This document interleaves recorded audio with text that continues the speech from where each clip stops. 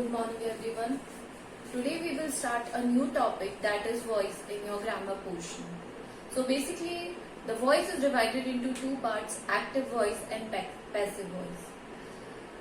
Generally हम क्या करते हैं, हमेशा एक्टिव से पैसिव में कन्वर्ट करते हैं. किसी भी सेंटेंस को हम किस में कन्वर्ट करते हैं, एक्टिव टू पैसिव वॉइस. और जब व्हेन द सब्जेक्ट एक्ट, जब कर्ता कार्य करता है तो उसे हम क्या बोलते हैं, active. And when the subject is acted upon, या फिर हम कहें कि ऑब्जेक्ट सब्जेक्ट की जगह ले ले, तो उसे हम बोलते हैं पैसिव वॉइस. बेसिकली अगर कोई सेंटेंस है, उसकी फॉर्मेशन होती है subject plus verb, that is according to the tense, and then object. But when we convert it into passive voice, जब हम एक्टिव से पैसिव वॉइस में कन्वर्ट करते हैं, then subject, but subject here is object. हम subject को क्या करते हैं, ऑब्जेक्ट की जगह ले जाते हैं, और ऑब्जेक्ट को कहाँ ले जाते हैं, सब्जेक्ट की जगह. दैट मीन्स यहाँ पर क्या आ जाएगा, ऑब्जेक्ट, और यहाँ पर क्या हो जाएगा, subject. And we always use verbs third form in passive voice. Passive voice convert करते टाइम हमेशा वर्ब की थर्ड फॉर्म ही यूज होती है. उसके बाद उससे हम ज्वाइन करते हैं एक preposition, that is known as by. By से हम उसे ज्वाइन करते हैं और लास्ट में क्या आ जाता है, सब्जेक्ट आ जाता है.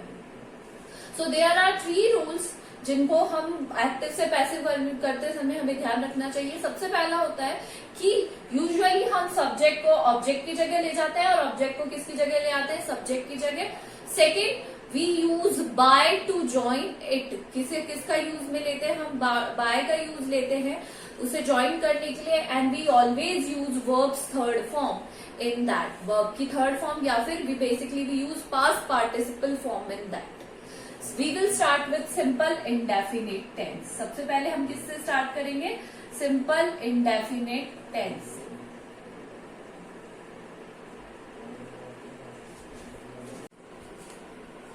We will start with simple indefinite tense. Basically simple indefinite tense में क्या फॉर्म जो लगती है, वर्ब होती है. वर्ब की फर्स्ट फॉर्म में एस या फिर ईएस. तो जब भी हम इसे एक्टिव से पैसिव में चेंज करेंगे तो वर्ब की first form will B verb third form. Verb की फर्स्ट फॉर्म क्या हो जाएगी, वर्ब की थर्ड फॉर्म. बट उससे पहले आएगा is, am, are. Is, am, are plus verb की थर्ड फॉर्म. इज हम लगाते हैं सिंगुलर के साथ, एम लगता है आई के साथ, and are is used with plural. Let's see an example. अगर एक्टिव का एग्जांपल है, Ram writes a letter. Ram writes a letter. जब हम इसे एक्टिव से पैसिव बनाएंगे तो सब्जेक्ट, ये हो गया आपका subject, this is the verb, and a letter is object here. जब मैंने आपको ऊपर बताया कि हम एक्टिव से जब भी पैसिव में चेंज करते हैं तो सबसे पहले हम क्या करते हैं, ऑब्जेक्ट को कहाँ ले आते हैं, सब्जेक्ट की जगह. तो we will take a letter. A letter. Now a letter is singular, तो what we will use is. Right verbs third form. यहाँ पे एस या एस लगा हुआ है, बट हम राइट की कौन सी यूज करेंगे, third form. Write, wrote, written. A letter is written. और कौन सा कंजक्शन यूज में लेंगे, बाय. और क्या आएगा लास्ट में, Ram. A letter is written by Ram. So this is the example of affirmative. Now we will move to negative. मान लीजिए लेट्स सी इसी को ले लेते हैं हम. राम डज नॉट, यानी अगर सेंटेंस में डू या डज हो, does not write a letter. Ram does not write a letter. So same करेंगे हम. पहले क्या करेंगे, सब्जेक्ट की जगह किसको लाएंगे, ऑब्जेक्ट को. ऑब्जेक्ट क्या है यहाँ पे, a letter. A letter again is.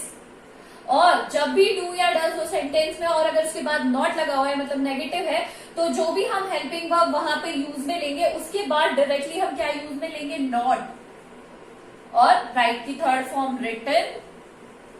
Again we will join it by, and by, sorry, Ram.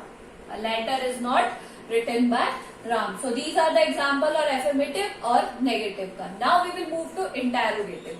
मान लीजिए इंटेरोगेटिव में हमेशा क्या होती है, डू या डज आगे होते हैं और उसके बाद सब्जेक्ट फॉलोड होता है एंड देन लास्ट में वर्ब. नाउ डू या डज हो तो सबसे पहले अगर हम इसी एग्जाम्पल को ले, does Ram write a letter. ये हो गया आपका इंटेरोगेटिव का। This is the sentence of your interrogative. Now जब हम इसको एक्टिव से पैसिव में चेंज करेंगे, पैसिव वॉइस में चेंज करेंगे, सबसे पहले आप आगे की जो पोजीशन है उसे ले छोड़ दीजिए, लीव आउट, और उसकी सबसे पहले लाइए ऑब्जेक्ट को कहा, सब्जेक्ट की जगह, अ लेटर। अब अ लेटर सिंगुलर है या प्लूरल है? आपको पता है लेटर क्या है, सिंगुलर है, तो क्या आएगा इसकी जगह, इज अ लेटर। अब उसके बाद हम क्या करेंगे, वर्ब की third form, written again by Ram. Understood? Question mark will be remain same. So let's revise it once again. Basically हम क्या करते हैं, एक्टिव से पैसिव वॉइस में चेंज करते हैं। So there are 3 rules to change active to passive voice. सबसे पहला जो होता है, जो वर्ब की जो फॉर्म है that will always remain verb third form. हमेशा कौन सी फॉर्म रहेगी, वर्ब की थर्ड फॉर्म ही रहेगी। एंड हम क्या करते हैं, सब्जेक्ट को ले जाते हैं ऑब्जेक्ट की जगह और ऑब्जेक्ट को ले आते हैं सब्जेक्ट की जगह। And the third and the last is that it is joined by a preposition that is known as by, जिसे हम किससे ज्वाइन करते हैं, by. Now we will move to simple indefinite tense. Simple indefinite tense की पहचान क्या होती है, वर्ब की फर्स्ट फॉर्म प्लस एस या ES. Now verb first form will be change into verb third form and S and ES की जगह हम जो हमारी ऑक्सिलरी वर्ब्स है, प्राइमरी ऑक्सिलरी वर्ब है, इज, एम, आर, उनका यूज में लेते हैं। And for example Ram writes a letter, हमने क्या किया, सबसे पहले ऑब्जेक्ट को कहा लाए सब्जेक्ट की जगह, a letter. A letter is singular, तो सिंगुलर के लिए क्या आया, इज। एंड राइट, राइट की third form, write, wrote, written, और किसी ज्वाइन करेंगे उसे, conjunction that is by and the subject that is Ram. Again जो नेगेटिव होता है उसमें क्या लगा हुआ होता है, डू या डज, और उसके बाद क्या लगा हुआ होता है, नॉट। सो नाउ हम उसमें किसमें चेंज करेंगे, डज और डू और does according to is am are change होते हैं, बट उसके सडनली बाद, जैसे मैंने यहाँ पे यूज में लिया है अ लेटर इज, उसके सडनली बाद हमें नॉट, नेगेटिव जो वर्ड है दैट इज नॉट, उसका यूज में लेता है and the remaining sentence will remain same. And interrogative हम सबसे पहले ऑब्जेक्ट को लाएंगे और उसके लिए हम फर्स्ट प्लेस को लीव आउट कर देंगे ताकि हमें सेंटेंस के साथ कौन सी ऑक्सिलरी वर्ब लगेगी उसका आइडेंटिफाई कर सके। So is a letter written by Ram and in the last. So what you have to do, you have to write these structure in your copy and I am giving you 10 sentences related to simple indefinite tense. Change them into passive voice from active voice. This is all for today. Thank you.